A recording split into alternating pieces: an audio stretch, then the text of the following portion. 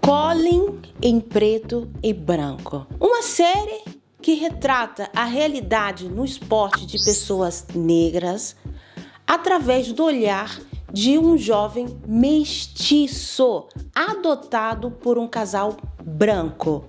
A minissérie conta a história real do atleta Colin, ex-jogador de futebol americano. E é o próprio atleta a narrar a sua infância, adolescência dentro do esporte e a sua persistência para realizar o seu sonho.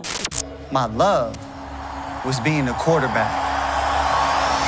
Essa série é muito interessante porque pela primeira vez você vai entender como é você ser um mestiço e como pais adotivos de crianças não brancas têm essa total alienação do que é você viver dentro dessa realidade. Eles crescem crianças mestiças, pardas, pretas, mas sem ter noção nenhuma da diferença que é você crescer não sendo branco. While I was in high school, I felt a lot of different emotions. Mas antes de continuar, eu peço que você deixe o seu like, compartilhe e deixe ao menos um comentário, não vai cair a sua mão. Por que é importante isso? Que você deixe o seu comentário, interaja com esse vídeo. Porque se você quer mais conteúdos assim, se você acha importante falar sobre essas séries, esses temas que quase ninguém fala, é importante que você comece a demonstrar que realmente esse conteúdo é importante. E é isso que você tem que fazer. Deixar o seu like, não custa nada. Ao menos isso é grátis. E assim, os próximos episódios vão estar disponibilizados nesse canal.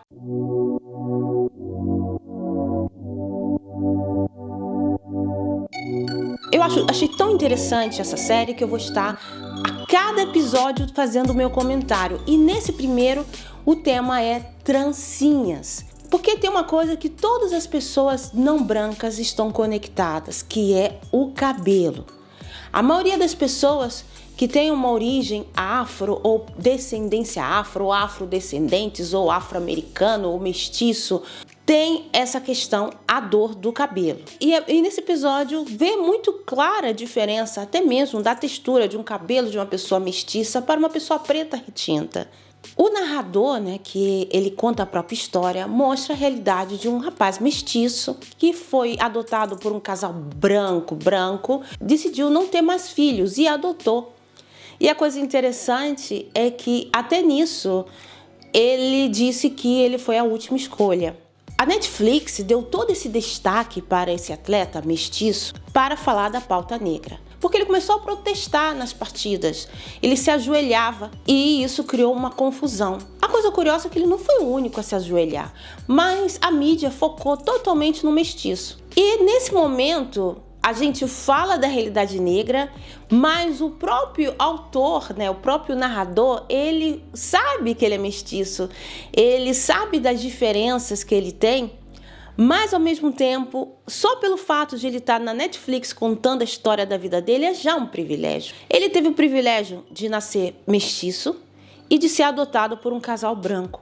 E isso fez com que abrisse as portas. Por isso que no Brasil, o movimento negro insiste tanto em colocar pessoas mestiças para ser porta-voz da mídia.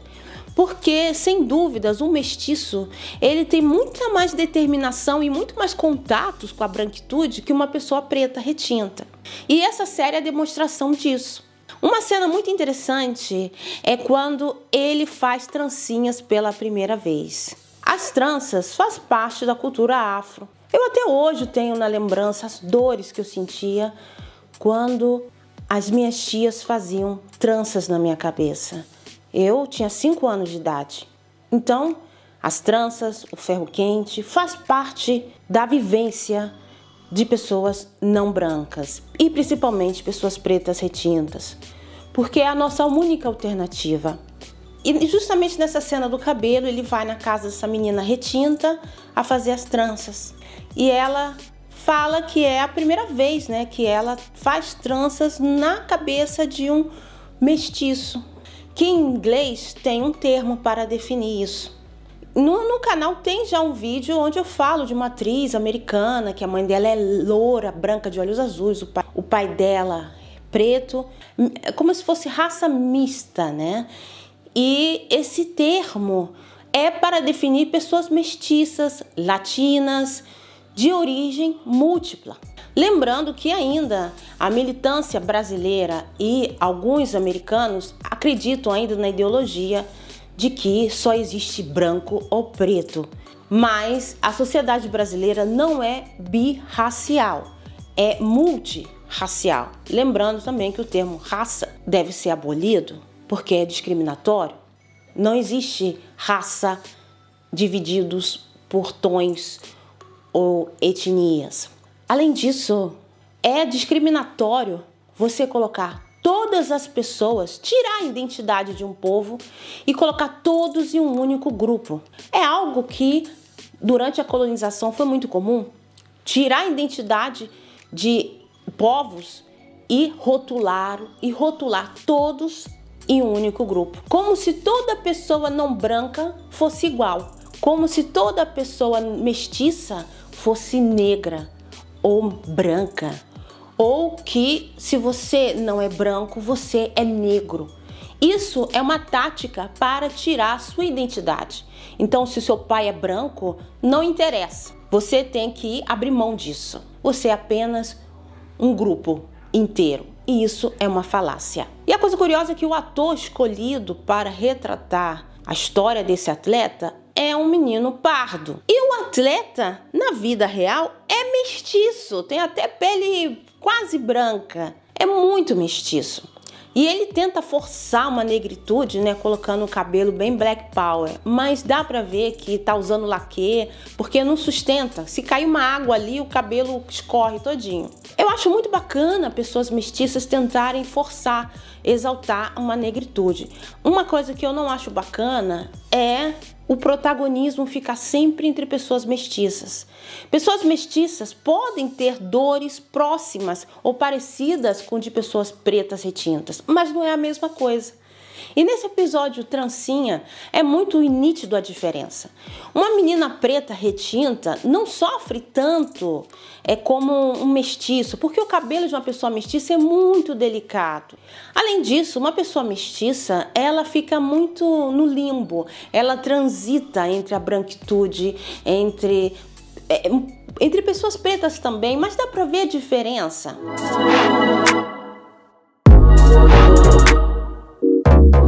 Nesse primeiro capítulo, ele descobre pela primeira vez um mundo de pessoas pretas, porque no olhar dos pais brancos não existe negritude.